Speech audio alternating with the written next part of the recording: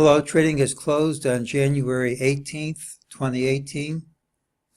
Last evening we said, absent gapping up over these highs, we had a target of 2796.07.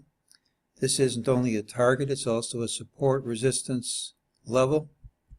That was hit, and as far as hitting support on the nose, you can't get much closer than that. Even after all the years of using the system, it's kind of amazing that when it works but as well as any system can. Well, this is what the system had to say today. It said this drop was false, and that drop is false, and that prices would recover over these lines, which they did. Also said the rally was false and prices would retrace to this line, which it did.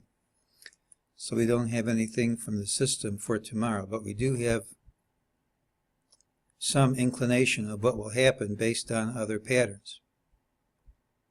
Now this is a daily pattern which the vast majority of the time closes near its high, and when that doesn't happen, it's usually trouble. Now if it doesn't close near the high, we can still gap up tomorrow, because tomorrow's open is a surrogate for today's close, and if we do gap up, then all bets are off. But if that doesn't happen, this is a negative pattern and should lead to lower prices. You don't have to take my word for it that this is a pattern which typically closes at the high. You can look back as far as you want to every 32 calendar days, and with two exceptions, which I'll discuss in a minute, you'll see that give or take half an hour or so, all the highs will come at the same time every 32 days. All the lows will come at the same time every 32 days.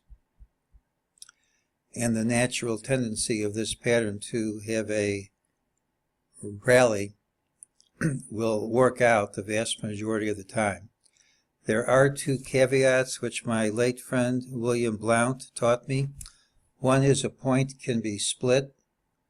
In other words, if you look for a point here and say it comes, and say you have a low early, 10, 20, 30 minutes early, you look for a retest about 10, 20, 30 minutes late. If you split the difference between these points, you're going to find the low right when you want to have it. And the other catch is, when we don't rally into the close, we tend to peak Eastern time between 2:40 and 2:45 with a minimal tolerance. Most of the time there's maybe a half-hour tolerance, an hour tolerance. 2:40 to 2:45 for a peak has very little tolerance at all. It's one of the most amazing timing things I've ever seen.